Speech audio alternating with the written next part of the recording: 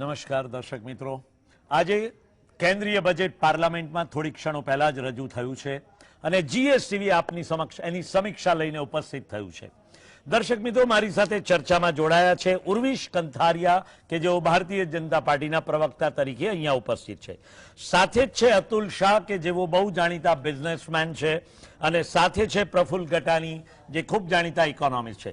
प्रफुल्ल भाई, मैं आपसे ही शुरुआत करना चाहूंगा क्योंकि अभी अभी हमने ब्रेकिंग न्यूज में बताया कि क्रिप्टो करेंसी के ऊपर चाहे आपको मुनाफा हो या नुकसान हो 30% टैक्स लागू किया गया है. तो सामान्य लोगों की नजर में ये क्रिप्टो करेंसी क्या है, अभी तक बात समझ में नहीं आ रही है. तो क्रिप्टो करेंसी क्या है और क्यों इसके ऊपर इतना ज्यादा दबाव किया गया है? जी सुभाष भाई, आपने बहुत एक जो ज्वलंत टॉपिक है उसके ऊपर आपने बात छेड़ी आज बजट की. क्योंकि अगर पिछले 2 साल में देखा जाए तो सबसे ज्यादा उम्मीदें फाइनेंशियल सेक्टर को यही थी कि भाई क्रिप्टो का क्या करा जाएगा. और क्रिप्टो का जो साइज हो चुका है, according to a report, survey report अभी जो रिसेंटली आया है, $60 बिलियन का साइज पिछले ट्रांजेक्शन पिछले 1 साल के फाइनेंशियल ईयर में रहा है, जो एक इकोनॉमी का बहुत बड़ा साइज बन सकता था टैक्सेशन के हिसाब से. तो जो ये इस बार डिसीजन लिया गया है कि 2 चीजों पर डिसीजन, अगर आप देखें जाए बजट में 2 पे बहुत ज्यादा ध्यान दिया, डिजिटल करेंसी और डिजिटल रुपी, और डिजिटल करेंसी के साथ में डिजिटल रुपी ऐड करा. इस बार जो नाना प्रधान ने 2 चीजें ऐड करी हैं कि मैं डिजिटल करेंसी पे तो टैक्सेशन लाऊंगी ही लाऊंगी और एक डिजिटल रुपी भी अल्टरनेटिव रूप में लेके आऊंगी, जिससे कि क्रिप्टो से ध्यान हटके डिजिटल रुपी के ऊपर लोग इन्वेस्टमेंट करें और उस पर टैक्सेशन आए, उस पर ज्यादा ट्रांजेक्शन आए. क्रिप्टो का जो इन्वेस्टमेंट रहा है पिछले 3 साल में वो ऑलमोस्ट वूपिंग 300 टाइम्स बढ़ा है. पिछले 3 साल में 300 टाइम्स में क्रिप्टो में लोगों ने इन्वेस्टमेंट करा या ट्रांजैक्शन हुए हैं. उस हिसाब से बहुत ज्यादा जरूरी था कि एक टैक्स का एक एक्स्ट्रा ऑल्टरनेट रेवेन्यू हमारे पास में आए, क्योंकि रुपया तो एक ही हमारे पास में, उसको किस तरह उस रुपये का साइज बढ़ाया जाए. तो एक ये जो काम करा गया है बहुत अच्छा काम है, बहुत सराहनीय काम है और मैं इसको अप्रिशिएट करता हूं.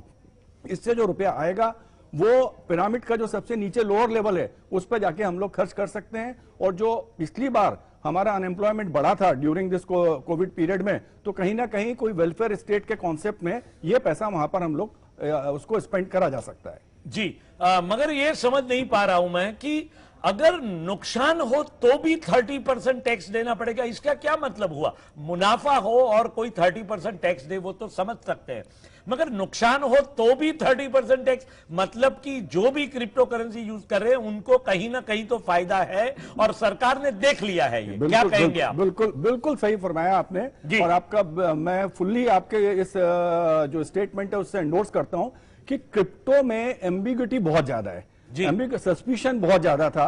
पूरे जो फाइनेंशियल अपना मिनिस्ट्री है या फाइनेंशियल सेक्टर जो है वो हमेशा इसको क्वेश्चन मार्क से देखता रहा है कि क्रिप्टो में कहीं ना कहीं किसी ना किसी तरह के रोड मैप्स इस तरह के हैं जो ओपन वेज देते हैं आपको. जब ओपन वेज देते हैं तो इसको एक नेगेटिव सोर्स के हिसाब से माना गया है. जब नेगेटिव सोर्स के हिसाब से माना गया है तो इसके ऊपर बाउंस एंड चेक्स बहुत जरूरी थे. तो ये एक चेक जो लगाया गया है, चेक बोल सकते हैं आप इसको, कि एक तरह का चेक है गवर्नमेंट की तरफ से कि जहां पर ये कंपलसरी है कि आप प्रॉफिट करें या लॉस करें, हमको उस पर विश्वास नहीं है, हम तो आपसे टैक्स लेंगे ही लेंगे. तो मेरे हिसाब से, मैं इंडस्ट्री के हिसाब से तो इसका वेलकम करता हूं. ये बहुत अच्छा तरीका है. जी प्रफुल्ल भाई, સૌથી મહત્વનો સવાલ આ છે કે આ ક્રિપ્ટો કરન્સી કયા કયા સેક્ટરમાં મહત્તમ ભૂમિકા ભજવશે કે જેથી કરીને સરકારને આગામી વર્ષોમાં આનો કોઈ ચોક્કસ ફાયદો થવાનો છે? जी साहब, नाना प्रधान एक स्टेप आगे भी गई है. अगर आपने सुना हो बहुत ध्यान में, उन्होंने बोला क्रिप्टो करेंसी इवन गिफ्ट के पर्पज से यूज करी जाएगी, then also it will be taxable. So इसका जो पूरा दायरा क्रिप्टो करेंसी का बन गया था 3 या 4 साल में, इसका डिफरेंट पर्पजेस के लिए, not only in exchange as a investment बन गया था, ये डिफरेंट पार्ट में भी आने लगा था, जो कुछ पार्ट लीगली थे और कुछ लेजिटिमेट थे और कुछ इलीगल भी थे. तो उस सबको कवर करने के लिए इस बार का ये टैक्सेशन का लेके आए हैं, क्योंकि ये सिर्फ एक इन्वेस्टमेंट नहीं है, ये इन्वेस्टमेंट के अलावा भी दूसरे रूट्स पे भी काम करने लगा था क्रिप्टो करेंसी. तो उसको चेक बनाने के लिए कंप्लीटली 30% लगाया गया. इवन गिफ्टिंग पे भी लगा दिया गया है कि आपको क्रिप्टो करेंसी कहीं से गिफ्ट में मिलती है, आती है, तो भी रिसीवर जो होगा वो उसको आपको जो जिसको मिलेगी उसको गिफ्ट के लिए आपको टैक्स देना है. जी मगर एक बात समझाइए कि ये ऑल ट्रांजैक्शन बैंक थ्रू होंगे या ये पर्सनल लेवल पे ये ट्रांजैक्शन होता रहेगा क्रिप्टो करेंसी का? अभी तक देखिए इसके बारे में बहुत क्लियरिटी नहीं है। बहुत क्लियरिटी इसलिए नहीं है कि अभी भी सिस्टम, बैंकिंग सिस्टम के पार्शियली बाहर है, पार्शियली नहीं बल्कि लार्जली बाहर है। तो इसको किस तरह से पूरा एक फ्रेमवर्क में लाया जाएगा, क्योंकि ये तो कॉन्सेप्ट आया है अभी तक तो कॉन्सेप्ट की बहुत जरूरत थी और बहुत स्ट्रांग डिमांड थी इस बार सभी तरह से, सभी सेक्टर से, कि क्रिप्टो को इस पेरिफेरी में लेके आया जाए। तो डिजिटल करेंसी जो है ये अभी एक कॉन्सेप्चुअल स्टेट पे है। अपने इंडिया में भी अभी पहली बार बात करी है कि we will bring digital currency in coming year. तो अब कॉन्सेप्चुलाइज हुआ है, इसके बारे में अब किस तरह के वो लेजिटिमेट रूल्स बनाए जाएंगे ये अभी बहुत इन्फेंट स्टेज है, इसके बारे में मैं बहुत ज्यादा नहीं बोल सकता हूं। बट गवर्नमेंट का जो भी रूल आएगा we will have to follow that. But आपको लगता है कि ये बैंक के जरिए ये ट्रांजैक्शन होते रहेंगे? ये देखिए इसको कंपलसरी करना पड़ेगा, तभी आपके ट्रांजैक्शन आपके लेजिटिमेट कहलाएंगे, अदरवाइज तो फिर ये इलीगल ट्रांजैक्शन हो जाएंगे। तो banking is day by day becoming more digital banking now.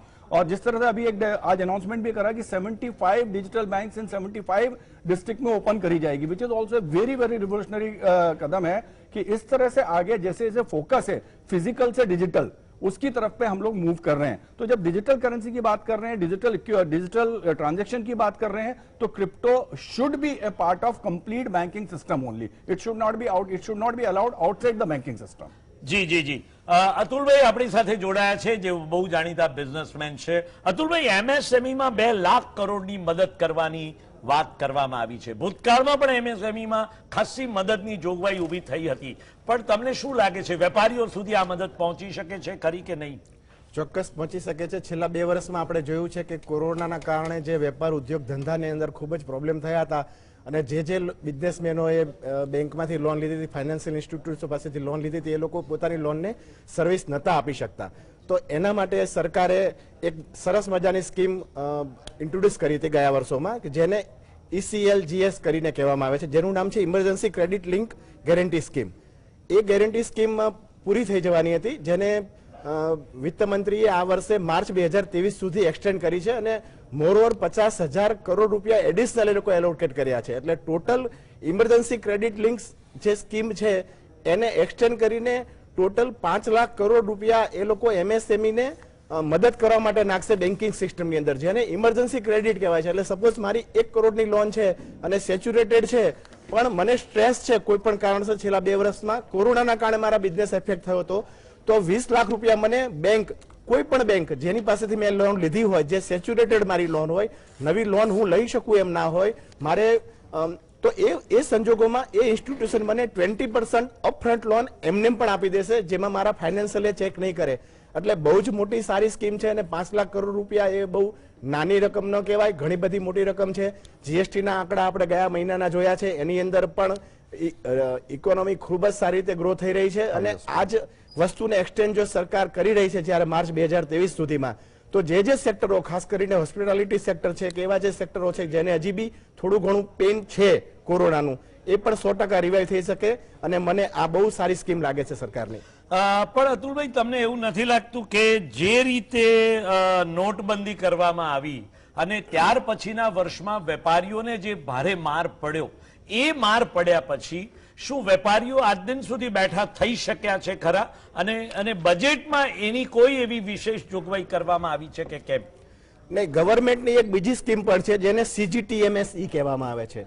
તો એની અંદર એવું છે કે 2 કરોડ રૂપિયા સુધીની લોન સપોઝ મારે લેવી છે, કે કોઈ પણ MSME ઇન્ડસ્ટ્રીઝ કે સર્વિસને લેવી છે, તો 2 કરોડ રૂપિયા સુધીની લોન માટે મારી પાસે કોઈ પણ પ્રકારની કોલેટર સિક્યુરિટી માંગવામાં નથી આવતી. તો એને એ કોલેટર સિક્યુરિટીનું પ્રીમિયમ સરકાર ભરે છે. એટલે સપોઝ કોઈ મેન્યુફેક્ચરર અથવા MSME ડિફોલ્ટર થાય છે, તો એની પાસેથી સિક્યુરિટી નહીં લેતા સરકાર એની ગેરેન્ટર બને છે. એટલે જેને સાચો બિઝનેસ, સારો બિઝનેસ કરવો છે એને એટલી જ ઓપોર્ચ્યુનિટી છે. અને જીડીપીના આંકડા ઉપરથી આપણને ખબર પણ પડી જ છે કે ઇકોનોમિક ગ્રોથ થઈ રહી છે. પણ જે લોકો મેઇન ચેનલમાં આવવા નથી માંગતા, ઓર્ગેનાઇઝ વેમાં બિઝનેસ કરવા નથી માંગતા, પોતાની જાતને ગ્રો કરવા નથી માંગતા, તો એવા સંજોગોની અંદર તો જ્યાં સુધી ચેન્જ તમે નહીં લો ત્યાં સુધી સર્વાઈવલનો પ્રશ્ન તો રહેશે જ. બાકી સરકાર પોતાની જગ્યાએ જે કંઈ એને કરવાનું હોય હેન્ડ હોલ્ડિંગ એ સતત કરી રહી છે અને ઇન્ડસ્ટ્રીઝ અને બિઝનેસે એનો ખરેખર ખૂબ જ લાભ લેવો જોઈએ. જી, આપણી સાથે ભારતીય જનતા પાર્ટીના પ્રવક્તા ઉર્વિશ કંધારિયા પણ જોડાયેલા છે. અને ઉર્વિશભાઈ, આજે નાણાપ્રધાન નિર્મલા સીતારામને જે જાહેરાત કરી એમાં પીએમ ગતિ શક્તિ માસ્ટર પ્લાનની વાત કરી છે. આ પીએમ ગતિ માસ્ટર પ્લાન શું છે અને ખરેખર એનાથી દેશને કેટલો ફાયદો થશે? જી જી પીએમ ગતિ શક્તિ એક એવી વ્યવસ્થા છે જે એક બ્લુપ્રિન્ટ બની છે કે જેમાં આપણે જે ઝડપથી આગળ વધવાનું છે, જે ક્ષેત્રોમાં ફોકસ કરવાનું છે, એ ક્ષેત્રોમાં યોગ્ય ઇનપુટ દ્વારા આપણે ફોકસ કરી શકીએ. એનો આપણે દાખલો એક આપણે જોઈએ તો પ્રફુલજીએ ક્રિપ્ટોકરન્સીની વાત કરી. એમાં સૌથી વધારે મહત્વનું ફેક્ટર સુભાષભાઈ એ છે કે ક્રિપ્ટોકરન્સી આજે એક નાણાકીય વ્યવસ્થાનો પર્યાય બની જાય એ પરિસ્થિતિ ઉપર પહોંચી ગઈ છે. વિશ્વભરમાં એના જે વોલ્યુમ્સ ક્રિએટ થઈ રહ્યા છે એ જોતા આપણને એમ લાગે કે આ ક્રિપ્ટોકરન્સી એ ફ્યુચર છે કે શું. તો એ વખતે આપણે જોયું કે આત્મનિર્ભર વાત છે, તો ક્રિપ્ટોકરન્સીમાં આપણે આત્મનિર્ભર કેમ ના થઈ શકીએ? તો આજે ડિજિટલ રૂપીની જે જાહેરાત કરવામાં આવી છે એ મારી દ્રષ્ટિએ અર્થતંત્રમાં, ભારતીય અર્થતંત્રમાં સૌથી ઐતિહાસિક કદમ તરીકે ગણાવાશે એવી વાત છે. કારણ કે જે બિઝનેસ આપણે બહાર આપી દેતા હતા 100%, જેના ઉપર આપણી કોઈ રેવન્યુ સિસ્ટમની કોઈ ઓથોરિટી નહોતી, કોઈ કંટ્રોલ નહોતો, એ આપણે આપણા અર્થતંત્રના દાયરામાં લાવ્યા છીએ. એ પણ એક ગતિશીલતાની બહુ મોટી વાત છે કે આપણે ટેકનોલોજીની સાથે આપણે હરણફાળ ભરી રહ્યા છીએ. બીજું કે ભાઈએ અતુલભાઈએ વાત કરી એમએસએમઈ સેક્ટરની, તો એમએસએમઈ સેક્ટરમાં આપણે સૌથી મોટું ઉદાહરણ છે કે મુદ્રા યોજના. આપણે જાણીએ છીએ કે રોજગારી નિર્માણ કરવાની ક્ષમતા એક મર્યાદિત છે અર્થતંત્રની, કારણ કે રોજગાર એ ત્રિવેણી સંગમ છે, વ્યક્તિ, અર્થતંત્ર અને સરકારનો. આ ત્રણેયના પ્રયત્નોથી રોજગાર બને છે. ટેકનોલોજીના જે રીતે ઇમ્પ્લિકેશન્સ આપણે જોઈ રહ્યા છીએ એ જોતા આપણે બધા જ ઓર્ગેનાઇઝડ રોજગાર એક જ ઝડપે વધે એવી આશા રાખવી એ કદાચ ખોટી છે. આ સંજોગોમાં સ્વરોજગારી તરફ ગવર્મેન્ટે જે ઉત્તેજન આપવું જોઈએ તે બાબત ઉપર પૂરતું ધ્યાન અપાયું છે. એમએસએમઈ સેક્ટર ઉપર ધ્યાન અપાયું છે. મુદ્રા યોજના આવી છે જેના 12 કરોડ લાભાર્થી છે. હવે આ 2 વર્ષ દરમિયાન એ લોકોની પણ સ્થિરતા થોડી જોખમમાં આવેલી હતી. આજના બજેટમાં એમના માટે પણ વધારે એલોકેશન્સ આજે ફાળવણી થઈ છે, જે એ લોકોની પણ જે બોટલનેક્સ છે એ તોડીને આગળ વધશે, એ લોકો ટકી શકશે, આ પ્રમાણેની વ્યવસ્થા થઈ છે. ટ્રાન્સપોર્ટેશન એક બહુ જ મહત્વની કડી છે અને કૃષિ ક્ષેત્રે પણ કૃષિ પેદાશોના ટ્રાન્સપોર્ટેશન થી ભાવો ઉપર બહુ મોટી અસર થાય છે. અને જે રીતે ક્રૂડના પ્રાઇસીસ છે એ જોતા આપણે આપણી ઓલ્ટરનેટિવ ટ્રાન્સપોર્ટેશન સિસ્ટમ જ્યાં સુધી કોસ્ટ એફિશિયન્ટ નહીં કરીએ ત્યાં સુધી આપણે ભાવો ઉપર નિયંત્રણ નહીં લાવી શકીએ. તો આજે જે રીતે ટ્રેનોની યોજના કૃષિ પેદાશો માટે કરવામાં આવી છે એની પાછળનો હેતુ એ છે કે transportation of goods A cost efficient બને અને ભાવો ઉપર નિયંત્રણ આવે. એટલે ગતિશીલતાનો અર્થ એ છે કે માત્ર કલ્યાણ યોજનાઓમાં ગતિશીલતા નહીં, પરંતુ કલ્યાણ અર્થવ્યવસ્થાની સાથે એના 2 પ્લાંક ઉપર, એક બાજુ ડિમાન્ડ સાઇડ છે અને એક બાજુ સપ્લાય સાઇડ છે. તો બંને પણ મજબૂત થાય, ડિમાન્ડ જનરેશન પણ થાય અને સપ્લાય ચેઇન મેનેજમેન્ટ પણ થાય, તો કલ્યાણ યોજનાઓમાં થતું રોકાણ જે છે એ વધારે ને વધારે સ્વીકૃત અને ફળદાયી બનશે. प्रफुल्ल गटानी, आपकी क्या राय है? ये पीएम गति शक्ति मास्टर प्लान की जो बात की गई है और उसमें एक अपेक्षा भी है कि आर्थिक बदलाव आएगा, तो आपकी क्या राय है? सचमुच एक आर्थिक बदलाव की और देश आगे बढ़ने वाला है क्या? देखिए, हिस्टोरिकली आप किसी भी देश की अगर बात करें, चाहे वो जापान हो या चाइना हो, जिन्होंने प्रोग्रेस करी है वो सबसे बड़ी प्रोग्रेस करी है जब उनका इंफ्रास्ट्रक्चर कंप्लीटली इन प्लेस था. चाइना ने अगर 2000 के साल के बाद से लेकर 2022 तक की बात करें तो करीब 15 लाख किलोमीटर का सी वाटर ट्रांसपोर्ट, सी ट्रांसपोर्ट और road and rail transport 15 lakh kilometre का ऐड करा है, नया ऐड करा है. और जिसके कारण में अगर आप गूगल मैप उनका पुराना देखेंगे, अभी देखेंगे तो इट्स ए ह्यूज डिफरेंस. तो इंडिया का भी अगर हमको अगले दशक में जाना है और हम ये सोच रहे हैं कि हमको एक प्रगतिशील देश के साथ में प्रगतिवान देश हो जाना है, तो हमको इंफ्रास्ट्रक्चर के लिए गतिमान होना बहुत जरूरी है. गतिमान का पर्पस सिर्फ लॉजिस्टिक्स अकेले से नहीं है, गतिमान in all directions is required. तो व्हाट पीएम का जो पहले से विजन रहा हुआ है कि एक तो डिजिटलाइजेशन करने का है, centralisation of all the processes करने का, जिसके बारे में भी आज नाना प्रधान ने काफी बात करी कि सारे के process including registration of land will be एक under one source, one country one source one system की बात कर रहे हैं, वो बहुत अच्छी बात है, वो होना भी जरूरी है, वो करना भी जरूरी है। और गतिमान भारत के लिए हमको तीनों तरफ से जाना पड़ेगा, जल, वायु और रेल, इन सभी के संस्थान के साथ में, और रोड, ये सबके बारे में देखना पड़ेगा। जितना हमारा लॉजिस्टिक कॉस्ट, अभी आज की डेट में लॉजिस्टिक कॉस्ट अगर चाइना वर्सेस इंडिया अगर आप देखते हैं तो ऑलमोस्ट 4 टाइम्स हमारी लॉजिस्टिक इंट्रा कंट्री की बात कर रहा हूं मैं है। तो वो इंट्रा कंट्री की लॉजिस्टिक कॉस्ट अगर हम कम कर पाते हैं तो ही हम अंतरराष्ट्रीय मार्केट में कॉम्पिटिटिव रूप में जा पाते हैं। आज यहां से, अभी अगर ये कोरोना की बात छोड़ दें, यहां से दुबई पहले कंटेनर जाता था 300, $350, $400 में, कोरोना के पहले की बात कर रहा हूं। और अगर दिल्ली से कंटेनर हमको मुंद्रा पोर्ट पहुंचाना है तो उसका कॉस्ट लग जाता था ऑलमोस्ट 1.5 लाख रुपया। तो ये एक फ्यूचरिस्टिक रीजन है पीएम साहब का, नाना प्रधान का, कि किस तरह इसको गतिमान भारत में कन्वर्ट कराए। जी, આપણી સાથે ભારતીય જનતા પાર્ટીના પ્રવક્તા ઉર્વિશ કંથારિયા છે, તો સામે કોંગ્રેસના પ્રવક્તા વંદનાબેન પટેલ પણ જોડાયા છે। વંદનાબેન, આપનું સ્વાગત કરીએ છીએ। વંદનાબેન, નાણા પ્રધાને સામાન્ય પ્રજાજનને આજે નારાજ કર્યા છે, કારણ કે જે પ્રકારે નોકરિયાત વર્ગને ઇન્કમ ટેક્સ સ્લેબમાં કોઈ ફાયદો થવો જોઈએ એ ફાયદો થયો નથી। છેલ્લા 3 વર્ષથી આ પરિસ્થિતિ સર્જાયેલી છે, તો શું કહેશો? સામાન્ય વર્ગ આ વખતે ભારતીય જનતા પાર્ટીના બજેટથી ખુશ છે કે કેમ? બિલકુલ, દરેક વખતે બજેટને લઈ અને આમ જનતા અને મધ્યમ વર્ગની નજર મંડાયેલી હોય છે, પરંતુ હંમેશા આશા દર વખતની જેમ ઠગારી નીકળે છે। હું એવું માનું છું કે જે 5 લાખની ઇન્કમ છે ત્યાં સુધી તો કમસે કમ ટેક્સ નહીં જ હોવો જોઈએ। ગવર્મેન્ટે ખરેખર કોરોનાના આ કપરા કાળમાં 3 પ્રકારની આપણે કોરોનાની જે વેવ્સ જોઈ એમાં વધુમાં વધુ ધંધા રોજગાર અને આર્થિક પરિસ્થિતિ મધ્યમ વર્ગ અને ગરીબ લોકોની કથળી છે, ત્યારે ગવર્મેન્ટે રાહત આપવી જોઈતી હતી। મધ્યમ વર્ગ અને આમ જનતાને કેન્દ્ર સ્થાને રાખી અને બજેટ એમને જોગવાઈ કરવી જોઈતી હતી। એમાં એક બિલકુલ આશા ઠગારી નીકળી છે। બીજી વાત આપણે કરી છે ક્રિપ્ટોકરન્સીની, તો ક્રિપ્ટોકરન્સીમાં ગઈ વખતે પણ નિર્મલાજીએ કહ્યું હતું કે નેક્સ્ટ ટાઈમમાં આપણે ચોક્કસ એક ગાઈડલાઈન બહાર પાડી અને આ બધી જે પરિસ્થિતિ છે અલ્ટિમેટમ જે ક્લેરિફિકેશન હોવું જોઈએ એ ગઈ વખતે આપવાની વાત કરી હતી, પણ આ વખતે પણ એ આશા ઠગારી નીકળી છે। મને જ્યાં સુધી ખબર છે ત્યાં સુધી લગભગ 65% લોકો એ ક્રિપ્ટોકરન્સીની અંદર પોતાનું ઇન્વેસ્ટમેન્ટ કરે છે। દેશની અંદર 10 કરોડથી વધારે યુવાનો છે, તો ગવર્મેન્ટે માત્ર દર વખતે સપના નહીં બતાવી અને ચોક્કસ આ દિશામાં પ્રોપર નીતિ નિયમોને આધીન એક ક્લેરિફિકેશન થઈ જવું જોઈએ અને ક્રિપ્ટોકરન્સી જે છે એના માટેની ચોક્કસ પ્રોપર ગાઈડલાઈન હોવી જોઈએ, એ પણ આશા ઠગારી નીવડી છે। બીજી વાત રહી મોંઘવારીની, તો પેટ્રોલ અને ડીઝલની અંદર જે ભાવ વધારો કરી અને મધ્યમ વર્ગ અને ગરીબ વર્ગની જે કમર તોડી નાખવામાં આવી છે, જે ગૃહિણીઓની વાત કરીએ તો જીવન જરૂરિયાતની તમામ ચીજ વસ્તુઓના ભાવ આસમાને છે। ગવર્મેન્ટે પોલિસી બદલવી જોઈએ અને જે આર્થિકીકરણની ઉદારીકરણની જે પરિસ્થિતિ છે, જે નીતિ નિર્માણ કરી છે, એ નીતિમાં સ્પેશિયલ ચોક્કસ લોકોને જ ફાયદો થાય છે।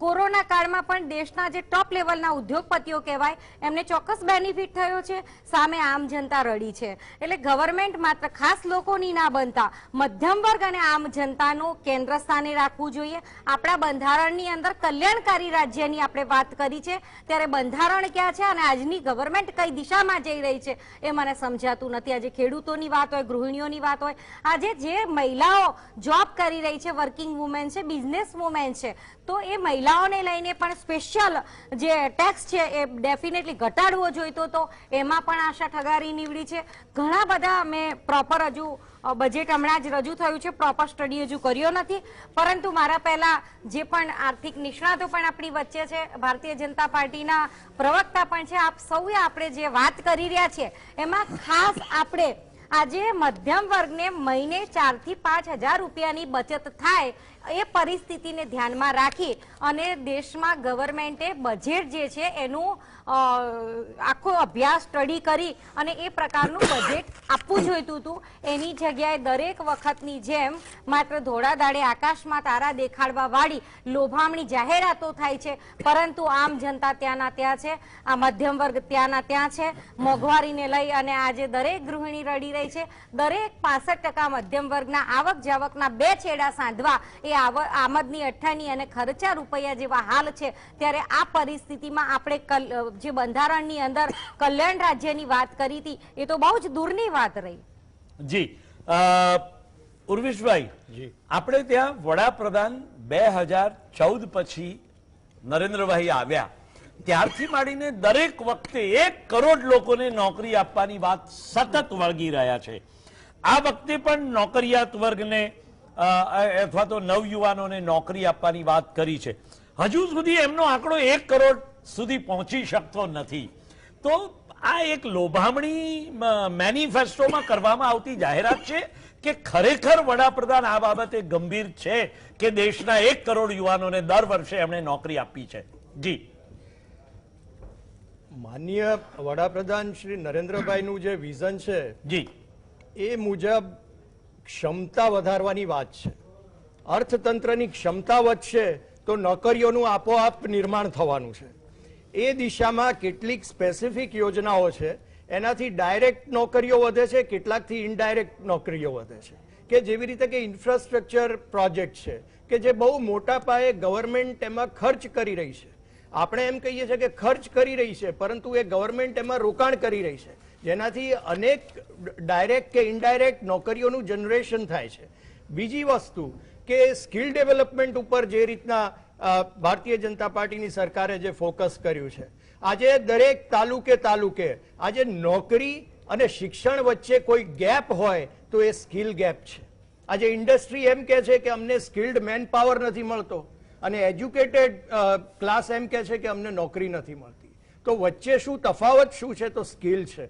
તો એના માટે શું કરવાનું છે? તો સ્કિલ ડેવલપમેન્ટ સેન્ટર કરવાના છે કે જ્યાં મોબાઈલ રિપેરિંગનો કોર્સ કરવાનો છે, તો કાલે ડ્રોન રિપેરિંગનો કોર્સ કરવાનો છે, તો પરમ દિવસે ડિજિટલ કરન્સી મેનેજમેન્ટનો કોર્સ ચાલુ કરવાનો છે. આ બધી વ્યવસ્થાઓ આઉટ ઓફ ટનલ એજ્યુકેશન સિસ્ટમમાંથી ઊભી થવાની છે, જેના માટે 3 મહિનાના 6 મહિનાના સ્કિલ ડેવલપમેન્ટ પ્રોગ્રામ્સ કરવાના છે. એના માટે કોઈ કોલેજમાં નથી જવાનું, પણ એ સ્કિલ ડેવલપમેન્ટ સેન્ટરમાં જઈ યોગ્ય સ્કિલ હાંસલ કરી 3 મહિનામાં 6 મહિનામાં એ એમ્પ્લોયમેન્ટ માર્કેટમાં આવી જાય છે. પણ ઉર્વિશભાઈ, જે સ્ટાર્ટઅપની વાત છે ને, તમે જે વાત કરી રહ્યા છો એ સ્ટાર્ટઅપ પ્રોગ્રામની વાત છે. હવે આ સ્ટાર્ટઅપ પ્રોગ્રામ માટેના બજેટમાં જોગવાઈ છે ખરી આ વખતે? કઈ ચોક્કસ સ્ટાર્ટઅપ પ્રોગ્રામને ખૂબ જ સારું પ્રોત્સાહન આપવામાં આવી રહ્યું છે અને આ બજેટમાં એની ચોક્કસ ફાળવણી થઈ છે.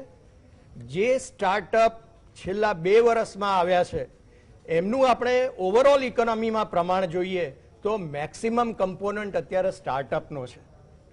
એ સ્ટાર્ટઅપને અનેક રીતે એના ફાઇનાન્સમાં, પ્રોડક્શનમાં, એના માર્કેટિંગ વ્યવસ્થામાં દરેક જગ્યાએ સરકારની યોજનાઓ છે. It is up to the startup to avail those facilities. એટલે સ્ટાર્ટઅપે પોતે પણ ઇકોનોમી સાથે કેવી રીતના તાદાત્મ્ય મેળવીને આગળ વધવું એ સ્કિલ પોતે પણ ડેવલપ કરવાની છે. એટલે આ this is a two way system and there is enough effort. આપ સૌને અમારી સાથે જોડાયેલા રહેવા માટે વિનંતી કરીએ છીએ, કારણ કે અહીંયા લઈએ છીએ એક નાનકડો કમર્શિયલ બ્રેક અને બ્રેક પછી તુરત જ આપણી ચર્ચામાં આપણે ફરી એકવાર જોડાઈશું. નમસ્કાર દર્શક મિત્રો, બજેટ 2022માં ફરી એકવાર આપનું સ્વાગત કરીએ છીએ. થોડીક સમય પહેલા જ કેન્દ્રીય નાણાં પ્રધાન નિર્મલા સીતારામને પાર્લામેન્ટમાં બજેટ રજૂ કર્યું.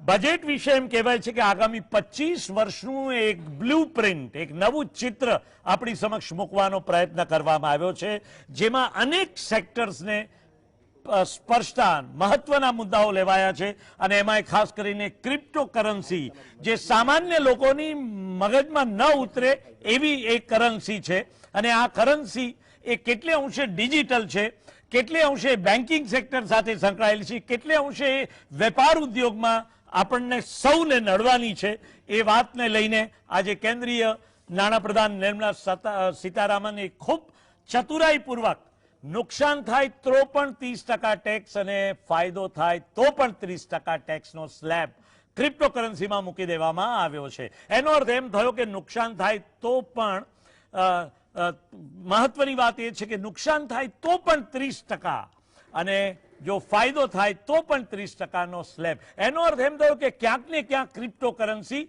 દેશના બજેટને અસર કરવાની છે.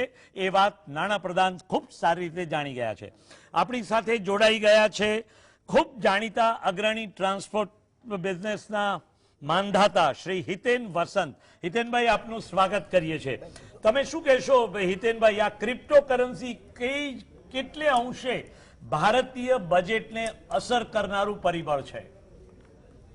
સરકાર પાસે કદાચ ડેટા હશે કે ક્રિપ્ટોકરન્સી કોની પાસે ક્યાં છે, આમાંથી કોઈ પાસે હોય તો મને ખબર નથી, મારી પાસે તો નથી.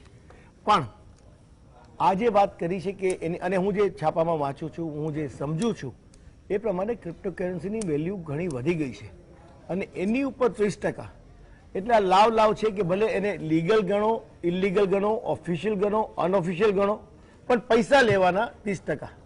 કોઈ માણસ નુકસાન કરે તો બી લેવાના, નફો કરે તો બી લેવાના.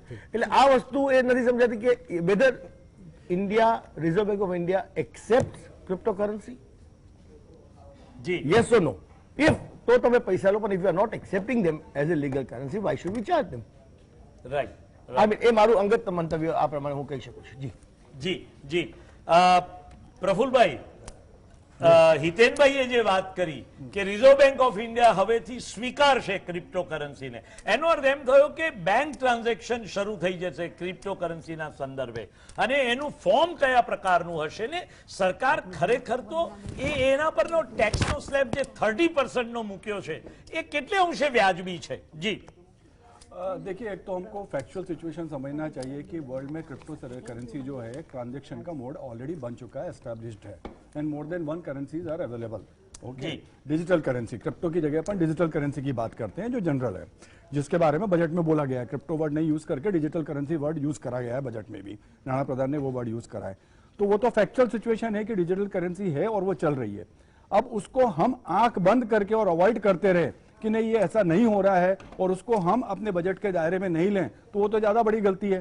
पूरा भारतीय परिवेश में सारे व्यवसायी और सारे फाइनेंशियल सेक्टर के जो लोग थे उनका ये मानना था कि इसको इंक्लूड करना जरूरी है और इसीलिए इसको इंक्लूड करा गया है. ये 2 साल से इसका, अभी जब नहीं कर रहे थे तब क्वेश्चन मार्क हो रहा था कि भाई क्यों नहीं कर रहे, क्यों नहीं कर रहे. अब करा गया तो क्वेश्चन मार्क होगा ये क्यों कर रहे. तो करना तो बहुत जरूरी है, क्योंकि इस तरह की आवक जो सरकार की निगाह में है और जो जिस तरह का बिजनेस चल रहा है और फिर भी वो उनके टैक्स के रिजीम के बाहर है, तो वो बहुत जरूरी था करना. तो इसके लिए ये जस्टिफाइड कदम है. मैं तो बोलता हूं ये डिलेड कदम है कि ये क्रिप्टो को अंदर लेके आए गए हैं. अब जहां तक कि सिस्टम बनाने की बात है, सिस्टम में थोड़ा टाइम लगेगा और सिस्टम बनते 1 आध साल लगेगा मेरे को लगता है. જી, આપણી સાથે કોંગ્રેસના જાણીતા પ્રવક્તા અતુલ પટેલ પણ જોડાઈ ગયા છે. અતુલભાઈ, આજની ડિબેટમાં આપનું સ્વાગત કરીએ છીએ. અતુલ શાહ જે બિઝનેસમેન છે એમને પણ સાથે આપણે વાત કરીએ, કારણ કે ક્રિપ્ટોકરન્સી એ આગામી સમયમાં એક બહુ જ મહત્વનું ફેક્ટર આપણા બજેટમાં ઉમેરાયું છે. અતુલભાઈ, શું કહેશો ક્રિપ્ટોકરન્સીના અસ્તિત્વ વિશે? ક્રિપ્ટોકરન્સી માટે હું ચોક્કસ કહીશ કે જે આપણે રિયલ એસ્ટેટની અંદર જે ઇમ્પેક્ટ ફી ને બીયુ પરમિશન વગરના જે બિલ્ડિંગો હતા ને, સેમ પરિસ્થિતિ ક્રિપ્ટોની છે અત્યારે. ક્રિપ્ટોની અંદર એની ઓથેન્ટિસિટી ખબર જ નથી. અતુલભાઈ, 1 મિનિટ માટે તમારી પાસે થોડોક સમય લઉં છું, કારણ કે ટ્રાન્સપોર્ટ મંત્રી શ્રી નીતિન ગડકરી પોતાની પ્રતિક્રિયા આપી રહ્યા છે. આપણે નીતિન ગડકરીને સાંભળીએ.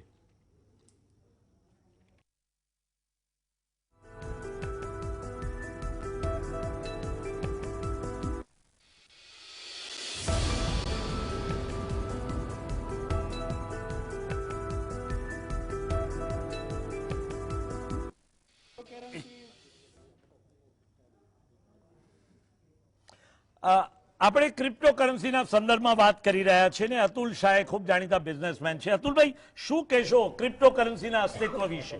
ક્રિપ્ટોકરન્સી બેઝિકલી લીગલ સ્ટેટસ એનું બિલકુલ ગ્રે છે ભારતની અંદર, એને રેગ્યુલરાઇઝ કરવામાં આવી જ નથી. ખૂબ જ વેક્સેડ ઇસ્યુ છે અને ગ્રે એરિયા છે. આજની તારીખે જો આજના દિવસની આપણે છોડી દઈએ તો ગઈકાલ સુધી ક્રિપ્ટોકરન્સી ઇન્ડિયામાં ઓફિશિયલ છે કે કેમ, હું ક્રિપ્ટો ધરાવું છું કે કેમ, મેં ક્રિપ્ટોમાંથી કેટલો પ્રોફિટ લીધો, એ કોઈ પ્રશ્નનો જવાબ આપવો હોય તો એ ખૂબ જ અઘરી વસ્તુ હતી. અને સરકારે એક જ વસ્તુ સરસ કરી છે કે ક્રિપ્ટો માટેની ઇમ્પેક્ટ ફી આને હું ગણી શકું છું. આપણે જો લાઇટર મોડમાં એને વાત કરવી હોય તો 30% ચાર્જ કરીને હું જે કંઈ પ્રોફિટ મને મળતો હોય કે લોસ મને મળતો હોય એ બેન્કિંગ ટ્રાન્ઝેક્શનની અંદર હું એને લઈને એ મારી બેલેન્સ શીટની અંદર હું ક્રેડિટ કે ડેબિટ કરી શકું છું. એટલે આપ ક્યાં કહેંગે, તમારો શું અભિપ્રાય છે? કારણ કે ક્રિપ્ટોકરન્સીનું હજુ જેમ અતુલભાઈએ કહ્યું કે બિલકુલ ગ્રે એરિયામાં છે અને એના અસ્તિત્વ વિશે પણ આપણને જ્યારે શંકા છે, ત્યારે નાણાં પ્રધાને આટલું બધું બહાર મૂકવાનું કારણ શું છે? હિતેન વસત. સાચું કહું તો સાહેબ, આ જે પ્રશ્ન આપણે પૂછ્યો એ હું એ કહેવા માંગુ કે જે વસ્તુ અસ્તિત્વમાં નથી, which we don't know about, which the government has not accepted, જી બરોબર, ગવર્મેન્ટ જેને માન્ય નથી રાખતી, એ વસ્તુની ઉપર ટેક્સ કેવી રીતે લેવો, એટલે પહેલી વસ્તુ તો હું જે સમજુ છું કે એ વસ્તુને ઓફિશિયલી એક્સેપ્ટ કરી દીધી કે cryptocurrency is transactable and our country's economy and the Reserve Bank and the finance minister of the country accept it. આપણા દેશમાં એને ક્રિપ્ટોકરન્સી આજથી અસ્તિત્વમાં ઓફિશિયલી લીગલી આવી ગઈ, એ જાહેરાત થઈ ને એના ઉપર નફો કે નુકસાન થાય, નફો કે નુકસાન, આ બહુ મજાની વાત છે. પહેલી વાર આવું મેં ક્યાંક સાંભળ્યું છે. હું તો બહુ ઇકોનોમિક્સનો માણસ નથી, પણ આવું મેં પહેલી વાર સાંભળ્યું છે. અને એની ઉપર 30%નો ટેક્સ એટલે બહુ સરસ. વાહ ભાઈ, આ બહુ સરસ પૈસા ભેગા કરવાની એક રીત થઈ. એટલે કોઈ ક્રિપ્ટોકરન્સીમાં પડે જ નહીં, કારણ કે નુકસાન જવાની પૂરી શક્યતાઓ હોય તે બિઝનેસમાં શું કામ કોઈ પોતાનો હાથ કાળો કરવા જાય. અને માટે ક્રિપ્ટોકરન્સીને જ્યાં એ બિલકુલ ગ્રે એરિયામાં છે ત્યાં આગળ ક્રિપ્ટોકરન્સી ના અસ્તિત્વ વિશે તમે કહ્યું એમ પ્રશ્નો છે. તો ભારત સરકાર તો આજે મોર મારી રહી છે, અને આ મોર કેટલે અંશે વ્યાજબી છે. નિર્મલા સીતારામન શા માટે આટલા બધા ચિંતિત છે એ હજુ સમજાતું નથી. કોંગ્રેસના પ્રવક્તા અતુલભાઈ પાસે જઈશું. અતુલભાઈ, તમે શું કહેશો? કારણ કે જે કરન્સીનું હજુ અસ્તિત્વ નથી, લીગલ સ્ટેટસ હજુ નથી બન્યું, એના ઉપર ટેક્સ લેવાની વાત કરે છે. અને એ તો ફાયદો થાય તો ટેક્સ લે, પણ નુકસાન થાય તો પણ 30% જેટલો ટેક્સ. આ તો એક આશ્ચર્યજનક બાબત છે. શું કહેશો અતુલભાઈ? આ જે પટારામાંથી ખોલ્યું છે અને તો નિર્મલા સીતારામનને જ વધારે ખબર પડે, કારણ કે છેલ્લા ઘણા સમયથી આપણે જોઈએ છીએ શેર બજાર હોય, ક્રિપ્ટોકરન્સી હોય, બિટકોઇન હોય, આ બધાની જે ચડતી પડતી એમ સડસડાટ જે રોકેટ ગતિએ બધું વધી રહ્યું છે ને, તો એને એક પ્રાધાન્ય આપીને એને લીગલાઇઝ કરવાની આ કોશિશ થઈ રહી હોય એવું લાગે છે. પણ હું માનું ત્યાં સુધી આપણે પાયાની જે ભારતની ઇકોનોમીને ટકાવી હોય તો મધ્યમ ઉદ્યોગો હોય, લઘુ ઉદ્યોગો હોય, ખેડૂતો હોય, એને અનુલક્ષીને બજેટમાં આમાં આજે અત્યારે કંઈ જોવા મળતું નથી. અને ખેડૂતોએ જે ખાસ કરીને રાહ જોઈ હતી કે એમએસપી જે એનું બજેટ છે વધારશે, સરકાર ખરીદવાની વાત કરશે અને કાયદો લાવવાની વાત કરશે, એના વિશે ઉપરથી થોડીક ઘટાડી હોય એવું લાગે છે. બીજું જે મધ્યમ વર્ગ જે ટેક્સ, 4 લોકો ટેક્સ ભરે છે, 104 વ્યક્તિ ફક્ત ટેક્સ ભરે છે, બરાબર. તો એ ટેક્સ વધારે લોકો ભરે તો એના માટે શું કરવું એ પણ આયોજન કરવું પડે.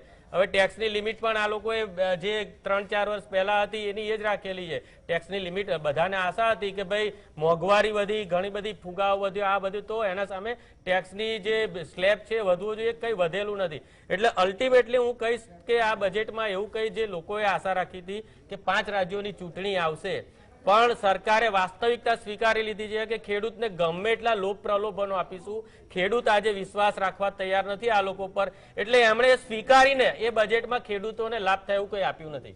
પણ અતુલભાઈ, તમને કહું કે વર્ષ 2022-23માં એક તો નેશનલ હાઈવેની લંબાઈ 25,000 કિલોમીટરની કરવામાં આવી છે. એનો અર્થ એમ થયો કે ગામડાઓને સાંકળી લેવાની આ એક યોજના તો છે જ. સાથે સાથે 21-22માં રવિ અને ખરીફ પાક સિઝનમાં 1,02,008 મેટ્રિક ટન અનાજ, ઘઉંની ખરીદી સરકાર કરવાની છે.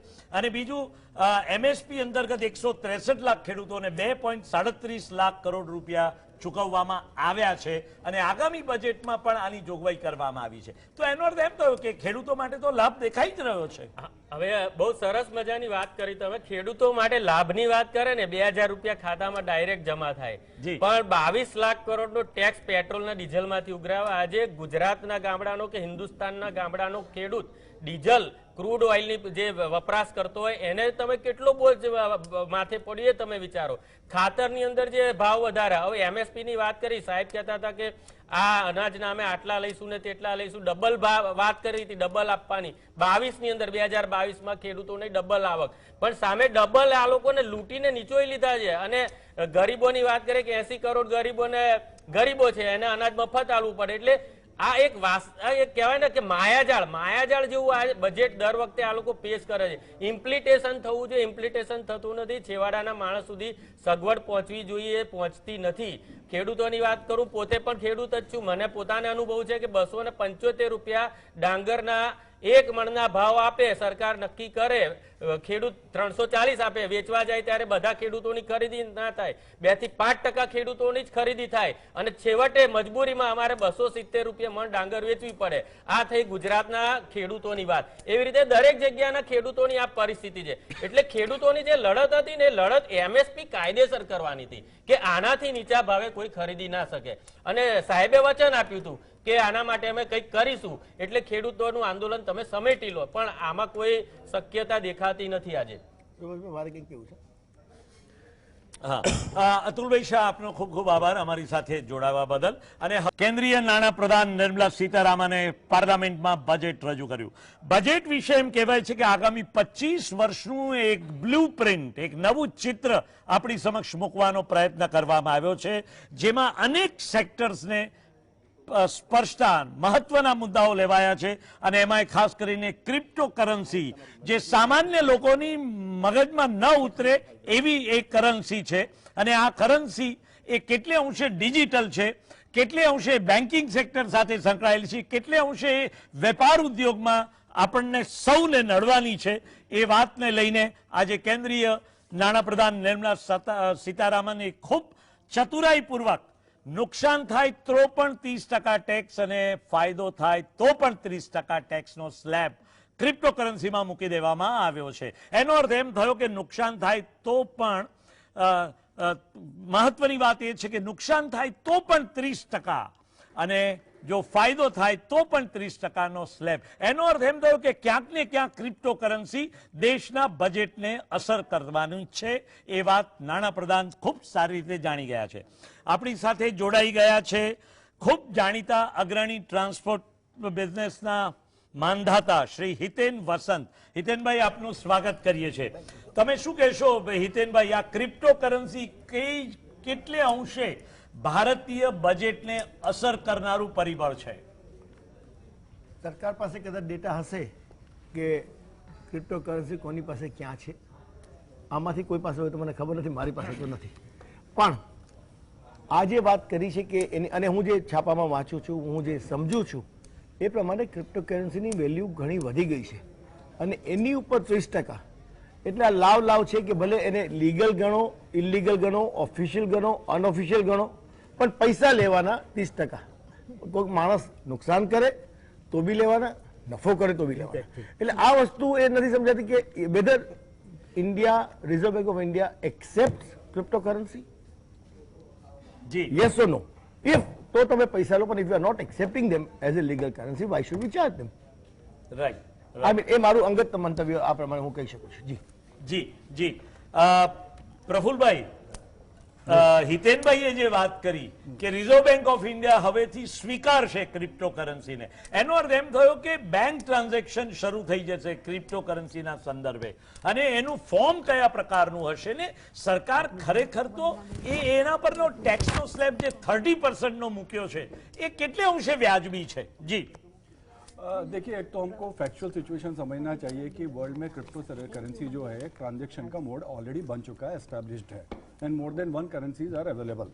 ओके, डिजिटल करेंसी, क्रिप्टो की जगह अपन डिजिटल करेंसी की बात करते हैं जो जनरल है, जिसके बारे में बजट में बोला गया है. क्रिप्टो वर्ड नहीं यूज करके डिजिटल करेंसी वर्ड यूज करा गया है बजट में भी, नाणा प्रधान ने वो वर्ड यूज करा है. तो वो तो फैक्चुअल सिचुएशन है कि डिजिटल करेंसी है और वो चल रही है. अब उसको हम आंख बंद करके और अवॉइड करते रहे कि नहीं ये ऐसा नहीं हो रहा है और उसको हम अपने बजट के दायरे में नहीं लें, तो वो तो ज्यादा बड़ी गलती है.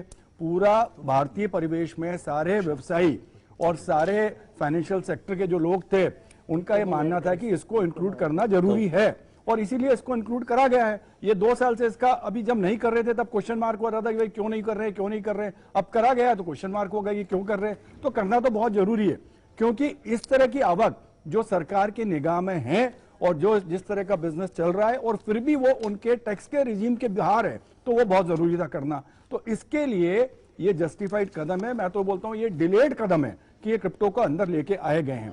अब जहां तक कि सिस्टम बनाने की बात है, सिस्टम में थोड़ा टाइम लगेगा और सिस्टम बनते 1 आध साल लगेगा मेरे को लगता है. જી, આપણી સાથે કોંગ્રેસના જાણીતા પ્રવક્તા અતુલ પટેલ પણ જોડાઈ ગયા છે. અતુલભાઈ, આજની ડિબેટમાં આપનું સ્વાગત કરીએ છીએ. અતુલ શાહ જે બિઝનેસમેન છે એમને પણ સાથે આપણે વાત કરીએ, કારણ કે ક્રિપ્ટો કરન્સી એ આગામી સમયમાં એક બહુ જ મહત્વનું ફેક્ટર આપણા બજેટમાં ઉમેરાયું છે. અતુલભાઈ, શું કહેશો ક્રિપ્ટો કરન્સીના અસ્તિત્વ વિશે? ક્રિપ્ટો કરન્સી માટે હું ચોક્કસ કહીશ કે જે આપણે રિયલ એસ્ટેટની અંદર જે ઇમ્પેક્ટ ફી ને બીયુ પરમિશન વગરના જે બિલ્ડિંગો હતા ને, સેમ પરિસ્થિતિ ક્રિપ્ટોની છે અત્યારે.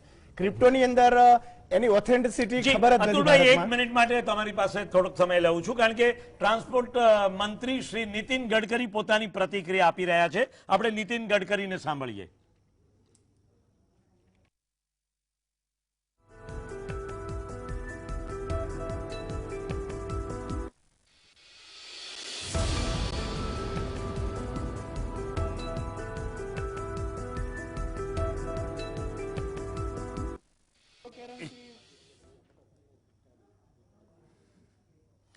આપણે ક્રિપ્ટોકરન્સીના સંદર્ભમાં વાત કરી રહ્યા છીએ ને અતુલ શાહ ખૂબ જાણીતા બિઝનેસમેન છે. અતુલભાઈ, શું કહેશો ક્રિપ્ટોકરન્સીના અસ્તિત્વ વિશે? ક્રિપ્ટોકરન્સી બેઝિકલી લીગલ સ્ટેટસ એનું બિલકુલ ગ્રે છે ભારતની અંદર, એને રેગ્યુલરાઇઝ કરવામાં આવી જ નથી. ખૂબ જ વેક્સેડ ઇસ્યુ છે અને ગ્રે એરિયા છે. આજની તારીખે જો આજના દિવસની આપણે છોડી દઈએ તો ગઈકાલ સુધી ક્રિપ્ટોકરન્સી ઇન્ડિયામાં ઓફિશિયલ છે કે કેમ, હું ક્રિપ્ટો ધરાવું છું કે કેમ, મેં ક્રિપ્ટોમાંથી કેટલો પ્રોફિટ લીધો, એ કોઈ પ્રશ્નનો જવાબ આપવો હોય તો એ ખૂબ જ અઘરી વસ્તુ હતી. અને સરકારે એક જ વસ્તુ સરસ કરી છે કે ક્રિપ્ટો માટેની ઇમ્પેક્ટ ફી આને હું ગણી શકું છું. આપણે જો લાઇટર મોડમાં એને વાત કરવી હોય તો 30% ચાર્જ કરીને હું જે કંઈ પ્રોફિટ મને મળતો હોય કે લોસ મને મળતો હોય એ બેન્કિંગ ટ્રાન્ઝેક્શનની અંદર હું એને લઈને એ મારી બેલેન્સ શીટની અંદર હું ક્રેડિટ કે ડેબિટ કરી શકું છું. એટલે આપ ક્યાં કહેંગે, તમારો શું અભિપ્રાય છે? કારણ કે ક્રિપ્ટોકરન્સીનું હજુ જેમ અતુલભાઈએ કહ્યું કે બિલકુલ ગ્રે એરિયામાં છે અને એના અસ્તિત્વ વિશે પણ આપણને જ્યારે શંકા છે, ત્યારે નાણાં પ્રધાને આટલું બધું બહાર મૂકવાનું કારણ શું છે? હિતેન વસંત. સાચું કહું તો સાહેબ, આ જે પ્રશ્ન આપણે પૂછ્યો એ હું એ કહેવા માંગુ કે જે વસ્તુ અસ્તિત્વમાં નથી, which we don't know about, which the government has not accepted, જી બરોબર, ગવર્મેન્ટ જેને માન્ય નથી રાખતી એ વસ્તુની ઉપર ટેક્સ કેવી રીતે લેવો, એટલે પહેલી વસ્તુ તો હું જે સમજુ છું કે એ વસ્તુને ઓફિશિયલી એક્સેપ્ટ કરી દીધી કે cryptocurrency is transactable and our country's economy and the Reserve Bank and the finance minister of the country accept it. આપણા દેશમાં એને ક્રિપ્ટોકરન્સી આજથી અસ્તિત્વમાં ઓફિશિયલી લીગલી આવી ગઈ, એ જાહેરાત થઈ ને એના ઉપર નફો કે નુકસાન થાય, નફો કે નુકસાન, આ બહુ મજાની વાત છે. પહેલી વાર આવું મેં ક્યાંક સાંભળ્યું છે. હું તો બહુ ઇકોનોમિક્સનો માણસ નથી, પણ આવું મેં પહેલી વાર સાંભળ્યું છે. અને એની ઉપર 30% ટેક્સ, એટલે બહુ સરસ. વાહ ભાઈ, આ બહુ સરસ પૈસા ભેગા કરવાની એક રીત થઈ. એટલે કોઈ ક્રિપ્ટોકરન્સીમાં પડે જ નહીં, કારણ કે નુકસાન જવાની પૂરી શક્યતાઓ હોય તે બિઝનેસમાં શું કામ કોઈ પોતાનો હાથ કાળો કરવા જાય? અને માટે ક્રિપ્ટોકરન્સીને જ્યાં એ બિલકુલ ગ્રે એરિયામાં છે ત્યાં આગળ ક્રિપ્ટોકરન્સી ના અસ્તિત્વ વિશે તમે કહ્યું એમ પ્રશ્નો છે. તો ભારત સરકાર તો આજે મોર મારી રહી છે અને આ મોર કેટલે અંશે વ્યાજબી છે? નિર્મલા સીતારામન શા માટે આટલા બધા ચિંતિત છે એ હજુ સમજાતું નથી. કોંગ્રેસના પ્રવક્તા અતુલભાઈ પાસે જઈશું. અતુલભાઈ, તમે શું કહેશો? કારણ કે જે કરન્સીનું હજુ અસ્તિત્વ નથી, લીગલ સ્ટેટસ હજુ નથી બન્યું, એના ઉપર ટેક્સ લેવાની વાત કરે છે અને એ તો ફાયદો થાય તો ટેક્સ લે, પણ નુકસાન થાય તો પણ 30% જેટલો ટેક્સ. આ તો એક આશ્ચર્યજનક બાબત છે. શું કહેશો અતુલભાઈ? આ જે પટારામાંથી ખોલ્યું છે અને તો નિર્મલા સીતારામનને જ વધારે ખબર પડે, કારણ કે છેલ્લા ઘણા સમયથી આપણે જોઈએ છીએ શેર બજાર હોય, ક્રિપ્ટોકરન્સી હોય, બિટકોઇન હોય, આ બધાની જે ચડતી પડતી એમ સડસડાટ જે રોકેટ ગતિએ બધું વધી રહ્યું છે ને, તો એને એક પ્રાધાન્ય આપીને એને લીગલાઇઝ કરવાની આ કોશિશ થઈ રહી હોય એવું લાગે છે. પણ હું માનું ત્યાં સુધી આપણે પાયાની જે ભારતની ઇકોનોમીને ટકાવી હોય તો મધ્યમ ઉદ્યોગો હોય, લઘુ ઉદ્યોગો હોય, ખેડૂતો હોય, એને અનુલક્ષીને બજેટમાં આમાં આજે અત્યારે કંઈ જોવા મળતું નથી. અને ખેડૂતોએ જે ખાસ કરીને રાહ જોઈ હતી કે એમએસપી જે એનું બજેટ છે વધારશે સરકાર, ખરીદવાની વાત કરશે અને કાયદો લાવવાની વાત કરશે, એના વિશે ઉપરથી થોડીક ઘટાડી હોય એવું લાગે છે. બીજું જે મધ્યમ વર્ગ જે ટેક્સ, 4 લોકો ટેક્સ ભરે છે, 104 વ્યક્તિ ફક્ત ટેક્સ ભરે છે, બરાબર. તો એ ટેક્સ વધારે લોકો ભરે તો એના માટે શું કરવું એ પણ આયોજન કરવું પડે. હવે ટેક્સની લિમિટ પણ આ લોકોએ જે 3-4 વર્ષ પહેલા હતી એની એ જ રાખેલી છે. ટેક્સની લિમિટ બધાને આશા હતી કે ભાઈ મોંઘવારી વધી, ઘણી બધી ફુગાવો વધ્યો, આ બધું, તો એના સામે ટેક્સની જે સ્લેબ છે વધવું જોઈએ, કંઈ વધેલું નથી. એટલે અલ્ટિમેટલી હું કહીશ કે આ બજેટમાં એવું કંઈ જે લોકોએ આશા રાખી હતી કે 5 રાજ્યોની ચૂંટણી આવશે, પણ સરકારે વાસ્તવિકતા સ્વીકારી લીધી છે કે ખેડૂતને ગમે એટલા લોભ પ્રલોભનો આપીશું, ખેડૂત આજે વિશ્વાસ રાખવા તૈયાર નથી આ લોકો પર. એટલે એમણે સ્વીકારીને એ બજેટમાં ખેડૂતોને લાભ થાય એવું કંઈ આપ્યું નથી. પણ અતુલભાઈ, તમને કહું કે વર્ષ 2022-23માં એક તો નેશનલ હાઈવેની લંબાઈ 25,000 કિલોમીટરની કરવામાં આવી છે. એનો અર્થ એમ થયો કે ગામડાઓને સાંકળી લેવાની આ એક યોજના તો છે જ. સાથે સાથે 21-22માં રવિ અને ખરીફ પાક સિઝનમાં 1,02,008 મેટ્રિક ટન અનાજ, ઘઉંની ખરીદી સરકાર કરવાની છે. અને બીજું, એમએસપી અંતર્ગત 163 લાખ ખેડૂતોને 2.37 લાખ કરોડ રૂપિયા ચૂકવવામાં આવ્યા છે અને આગામી બજેટમાં પણ આની જોગવાઈ કરવામાં આવી છે. તો એનો અર્થ એમ થયો કે ખેડૂતો માટે તો લાભ દેખાઈ જ રહ્યો છે. હવે બહુ સરસ મજાની વાત કરી તમે. ખેડૂતો માટે લાભની વાત કરે ને 2000 રૂપિયા ખાતામાં ડાયરેક્ટ જમા થાય, પણ 22 લાખ કરોડનો ટેક્સ પેટ્રોલના ડીઝલમાંથી ઉઘરાવે. આજે ગુજરાતના ગામડાનો કે હિન્દુસ્તાનના ગામડાનો ખેડૂત ડીઝલ ક્રૂડ ઓઇલની જે વપરાશ કરતો હોય એને તમે કેટલો બોજ માથે પડીએ તમે વિચારો.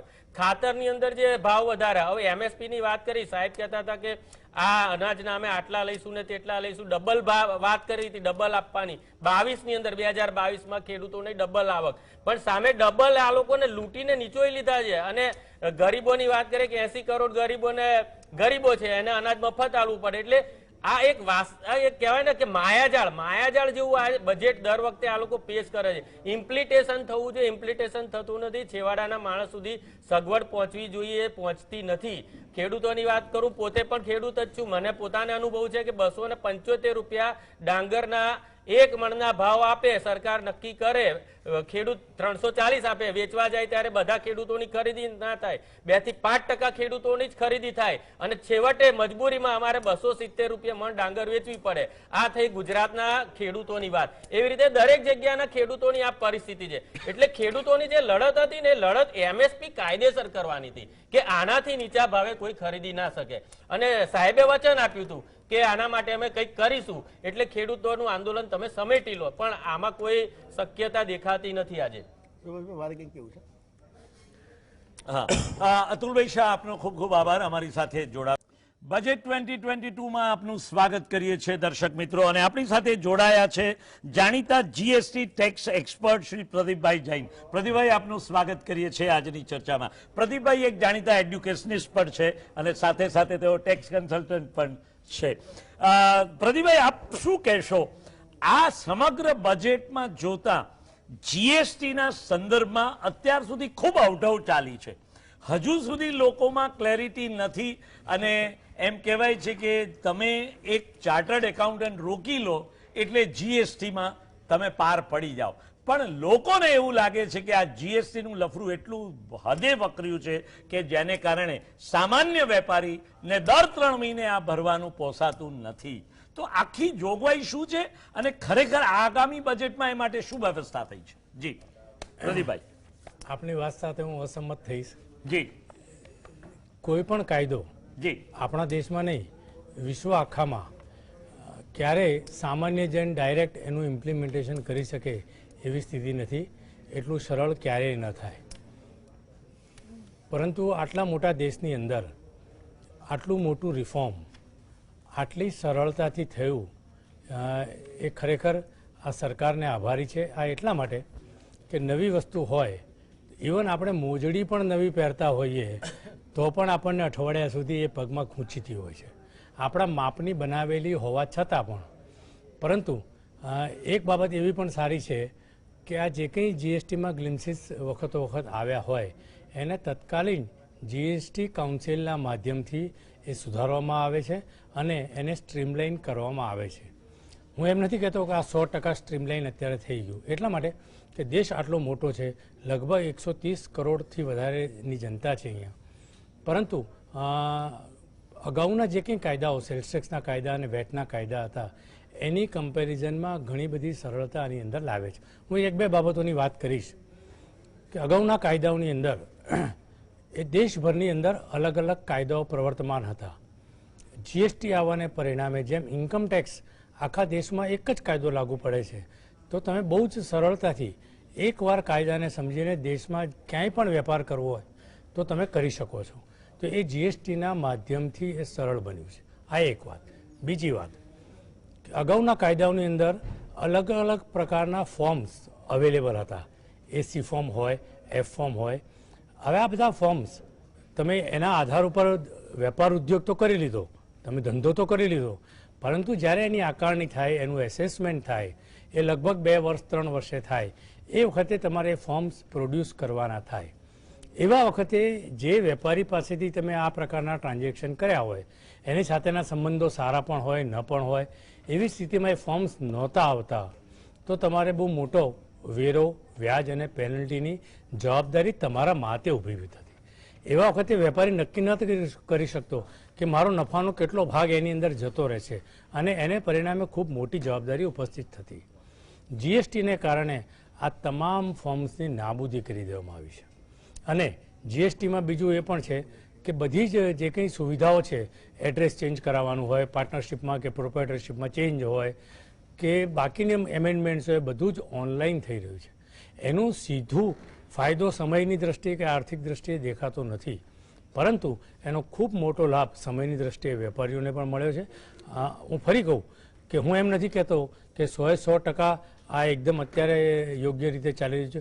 નાની મોટી ભૂલો છે, પરંતુ વખતો વખત સરકાર એની અંદર ઇમ્પ્લિમેન્ટ કરી રહી છે. જ્યાં સુધી આ વખતના બજેટની વાત છે, એમાં એક બહુ સરસ સુધારો એમણે સૂચવ્યો છે કે અત્યાર સુધી એવું હતું આ 4 વર્ષના જીએસટીના રેજીમમાં કે જે ફાઇનાન્શિયલ યરમાં તમારા ટ્રાન્ઝેક્શનો થયા હોય અને એ ફાઇનાન્શિયલ યર પત્યા પછી તમે સપ્ટેમ્બર સુધી એમાં તમારે કંઈક સુધારા વધારા આઈટીસીને લગતા હોય, આરસીએમને લગતા હોય, કોઈ ટર્નઓવર રહી ગયું હોય તો એ તમે સપ્ટેમ્બર સુધી જ સુધારો કરી શકતા હતા. સાથે સાથે ઇન્કમ ટેક્સના ઓડિટ કરવાનો સમય પણ 30/9 જ હતો. તો એ બંને વચ્ચેનો ગેપ બહુ ઓછો હોવાને કારણે એ તકલીફ વેપારીઓને પડી રહી હતી. તો આ સુધારો એક એવો કરવામાં આવ્યો કે આ પ્રકારનો આઈટીસીનો સુધારો કે મિસમેચ કે જે કંઈ ટર્નઓવર રહી ગયું હોય એ હવેથી તમે નવેમ્બર મહિના સુધી આ સુધારો કરી શકશો. એને કારણે વેપારીઓને ગયા વર્ષમાં રહેલી આઈટીસી વગેરે એ એમને ચાલુ વર્ષમાં પણ બાદ મળી શકશે. જી, પણ જે કાપડ ઉપરના ટેક્સની જે વાત હતી એ કાપડ પરનો ટેક્સ ઘટાડી આપ્યો, તો એને કારણે તમને લાગે છે કે આ વખતના બજેટમાં બતાવાઈ રહ્યું છે કાપડ સસ્તું થશે? જી ના, ટેક્સ ઘટાડ્યો નથી. કાપડની અંદર 5% ટેક્સ હતો. સરકારે પહેલા 12% કરવાની વિચારણા વગેરે એમને જાહેરાત કરેલી, પછી એ પોસ્ટપોન રહ્યું. હા, એટલે બીજો કાપડના સંદર્ભમાં કંઈ આવ્યો નથી. Subhash textile is a very prime sector of A budget. Indian budget का अगर देखा जाए, because second largest employment India में जो आता है वो टेक्सटाइल सेक्टर से आता है. तो टेक्सटाइल सेक्टर हमेशा हर बजट में एक फोकस रहता है. इस बार भी टेक्सटाइल सेक्टर में काफी फोकस रखा है और ये देखा गया है कि टेक्सटाइल में वैल्यू एडिशन कैसे करा जाए, वो बात में कंटिन्यूस नाना प्रधान ने 2-3 बार उसमें बताया भी है और करा भी है कि टेक्सटाइल को इस तरह से ग्रोथ में लाया जाए कि हम लोग सिर्फ फैब्रिक तक नहीं जाए, फैब्रिक से आगे गारमेंटिंग तक जाए. वो उसके ऊपर एक फोकस उनका रहा है और उसमें उन्होंने जो भी इंसेंटिव्स वगैरह के बारे में बात करी है वो भी रहा हुआ है. दूसरा एक, जैसा मेरे साथ में अभी प्रवीण भाई ने बोला कि टैक्स के बारे में, टैक्स में एक बहुत अच्छा एक करा आईटी, तो ट्रांसपेरेंसी और लेस डिपेंडेंसी ऑन ब्यूरोक्रेसी, ये एक फोकस शुरू से इस गवर्नमेंट का रहा है कि ब्यूरोक्रेसी का इंटरफेरेंस पब्लिक की लाइफ में कम से कम हो. उसके लिए जैसे एक आईटी में उन्होंने एक बहुत अच्छा करा कि अब आपको 2 साल एक्स्ट्रा मिलेंगे, आईटी में भी 2 साल एक्स्ट्रा मिलेंगे आपको. अपनी इनकम टैक्स रिटर्न आपको अगर रिवाइव करनी है, रिवैल्यूट करनी है और रीसबमिट करनी है, तो ये चीजें धीरे धीरे जो आ रही हैं वो मोर ट्रांसपेरेंस होती जा रही हैं और एक तरह से सिस्टमाइज कर रही है सिस्टम को कि जहां आम आदमी के लाइफ सिंपल हो. इनकम टैक्स रिटर्न भी इस बार उन्होंने नया फॉर्मेट वापस इंट्रोड्यूस करा है, जो बोला जा रहा है कि it is more simplified version. तो ये सब चीजें आम आदमी के लिए बहुत जरूरत है. जैसा कि अभी हमारे कांग्रेस के मित्रों ने बताया कि भाई बजट में कुछ आम आदमी को नहीं मिला, वो फैक्ट है. सेक्शन 80C 80D आउटडेटेड हो चुके हैं, मैं भी ये मानता हूं, बिल्कुल मानता हूं. और आज के डेट में हम में से कई लोग सैलरीड एम्प्लॉय हैं और आप अगर देखा जाए तो 2.5 लाख या 5 लाख की इनकम आज के डेट में कोरोना काल में तो कुछ भी नहीं है. 5 लाख तो एक फैमिली ने कोरोना में हेल्थ के ऊपर स्पेंड कर दिया है. तो ये चीजें एक थोड़ा सा ध्यान देना जरूरी था, क्योंकि आज करदाता कितने हैं? करदाता तो 1,40,00,000 ही है ना. 140 करोड़ की जनता में हम सिर्फ 1,40,00,000 करदाता हैं. अगर उनका वेलफेयर नहीं देखा जाता है, उनको एक प्रायोरिटी नहीं मिलती है, तो ये सचमुच एक सोचने की बात है. જી, હિતેનભાઈ, તમે ટ્રાન્સપોર્ટ વ્યવસાય સાથે સંકળાયેલા છો અને ટોલ ટેક્સના સંદર્ભમાં હું આપને પૂછું તો કે ટ્રાન્સપોર્ટેશન દિવસે દિવસે મોંઘું જ થતું જાય છે અને એને કારણે દરેક ચીજ વસ્તુઓના ભાવો ઉપર એની ચોક્કસ અસર પડે છે. શું કહેશો આ બાબતે? ટ્રાન્સપોર્ટ ઉદ્યોગ કેવી રીતે જીવે છે ને એ પર એક બહુ મોટું રિસર્ચની વાત છે. કારણ કે વર્ષોથી ડીઝલના ભાવ કોઈ દી ઘટ્યા નથી. એની સામે બીજા કોઈની વાત ના કરીએ, ઇન્ડસ્ટ્રીની વાત ના કરીએ, પણ સરકારની પણ વાત કરીએ તો સરકારે પણ એમના જે એસઓઆરના કે રેટ્સ હશે એમાં કેટલા ટકા ભાવ વધ્યા એ જોઈશું તો બહુ આનંદ થશે. So transport sector is a completely neglected sector by everybody. અને હું તો ટ્રાન્સપોર્ટર તરીકે કહું કે જે દિવસે ટ્રાન્સપોર્ટર ગાંડા થયા એ દિવસે ઇકોનોમીને પૂરી કરી નાખશે. કારણ કે આજે હકીકત શું છે કે ટ્રાન્સપોર્ટર બિચારું છે 90% ટ્રક ઓનર્સ જે છે એ લોકો પોતે જ ડ્રાઈવર છે અને માલિક છે. એમની પાસે કોઈ અકાઉન્ટિંગ નથી. એમને તો રૂપિયા આવતા રહે ને એનો હપ્તો ભરાતો રહે, એમનું ટાયર લેવાતું રહે, કોકવા ટાયર પછી જૂનું ટાયર વાપરે, એને રિમોલ્ડ કરે, એને પેચ મુકાવે. કારણ કે આ ટાયરની કિંમત 20,000 રૂપિયા થઈ ગઈ છે. એટલે એક ગાડીમાં 7 ટાયર ગણી, અત્યારે તો લગભગ 14 વ્હીલની ગાડીઓ થઈ ગઈ છે, પણ એ ગણીએ તો બી લગભગ 1.5-2 લાખ રૂપિયાના ટાયર જોઈએ. એટલે એમની પાસે કોઈ સમજ વ્યવસ્થા નથી, કોઈ સમજ શક્તિ નથી. એટલે કોમ્પિટિશનમાં ભાવ તોડીને કામ કરે છે. ડીઝલનો ભાવ આજે જોઈએ કે આઈ મીન એનું કોઈ કારણ નથી. અને કંપની ઇન્ડસ્ટ્રી એટલી બધી હોશિયાર થઈ ગઈ છે કે એ લોકો બધાને નીચો ગયો છે. ટ્રાન્સપોર્ટર એટલે નથી એના માટે પાણી પીવાની જગ્યા, પાર્કિંગ માટે બી એને બહાર કાઢે, 46 ડિગ્રીમાં એક માણસ 6 કલાક બહાર બેસે, તુચકારે, એના માણસો પૈસા લે. પાછા ફેક્ટરીના શેઠિયાઓ જાણે છે કે મજૂરી એમને આપવાની હોય તો પણ મજૂરી ટ્રાન્સપોર્ટર આપે. એટલે હવે ટ્રાન્સપોર્ટેશન નક્કી કર્યું, જિસકા માલ ઇસકા હમાલ, એ અત્યારના સ્લોગન ચાલુ થયું છે. જો એ 6 મહિનામાં બી થયું તો આ ઇન્ડસ્ટ્રીને કરોડો રૂપિયાના પૈસા ભરવાના આવશે ટોટલ મરાવીને. કારણ કે અત્યારના તો ઇન્ડસ્ટ્રી વાળા કહે છે કે ભાઈ ગાડીવાળો માલ ઉતારે પૈસા આપે. શેના માટે? તમે અમને જે ભાડું આપ્યું છે, માલ લઈ જવા માટેનું આપ્યું છે, મજૂરી માટેનું નથી આપ્યું. એટલે આવા કંઈક પ્રસંગો છે કે કંઈક બાબતો છે કે જેનાથી ટ્રાન્સપોર્ટ સેક્ટર દુઃખી છે. આજે જયારે સાહેબે વાત કરી, ગડકરી સાહેબે, કે 25,000 કિલોમીટરનો રસ્તો બને છે, જી અમને શું, અમે તો ટોલ આપવાના છીએ. બિલકુલ. તમે અત્યારના 5G નું ઓપ્શન કરીને અડધો રૂપિયા ભેગા થશે.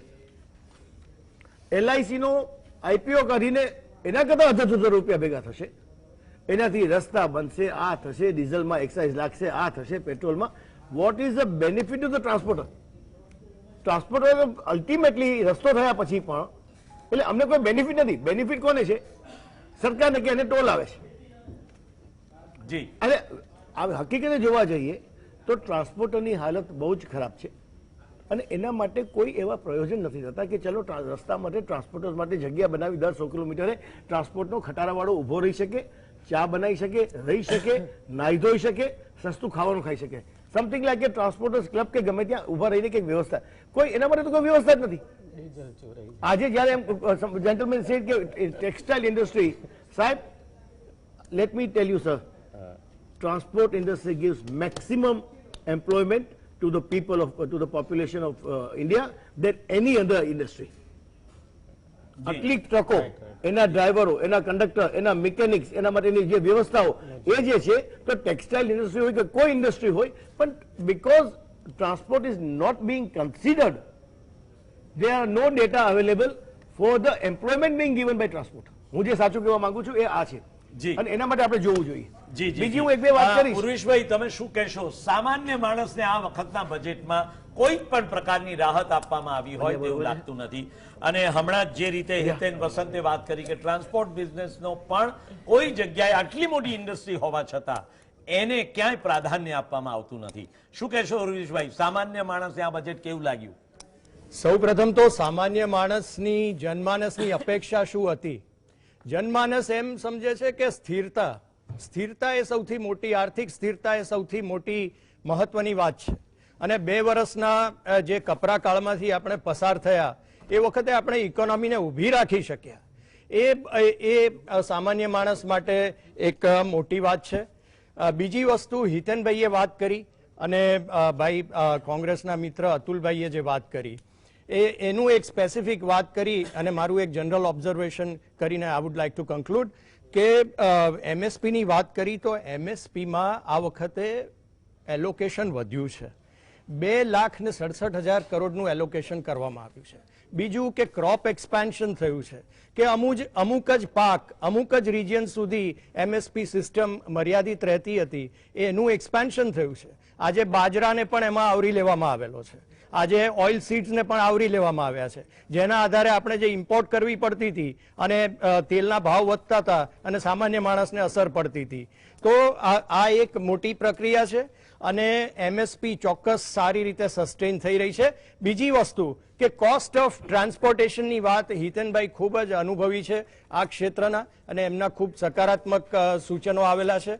એટલે ઇન્ફ્રાસ્ટ્રક્ચર ડેવલપમેન્ટની જે વાત છે ત્યાં આપણને ચોક્કસ ખાતરી છે કે આ ટ્રાન્સપોર્ટેશન ક્ષેત્રની જે અત્યારની જે જરૂરિયાતો જે ઊભી થયેલી છે, જે વ્યવસ્થાઓની જરૂરિયાત ઊભી થયેલી છે, એ માત્ર એનર્જી ક્ષેત્રે નહીં કે એનર્જી ટ્રાન્ઝિટ ક્ષેત્રે નહીં, પરંતુ એ ટ્રક ડ્રાઈવરને પણ વ્યવસ્થા, એને પાણી પીવાની વ્યવસ્થા, આ બાબતો, આ માઇક્રો પ્લાનિંગની વાત કરીએ છીએ, એમાં આ વસ્તુઓ આવરી લેવાની જરૂર છે. અને સૌથી મહત્વની વાત, જે પ્રાઇસ છે, જે ડીઝલ ને પેટ્રોલની પ્રાઇસ, એ આપણે કેમ નથી ઘટાડી શકતા?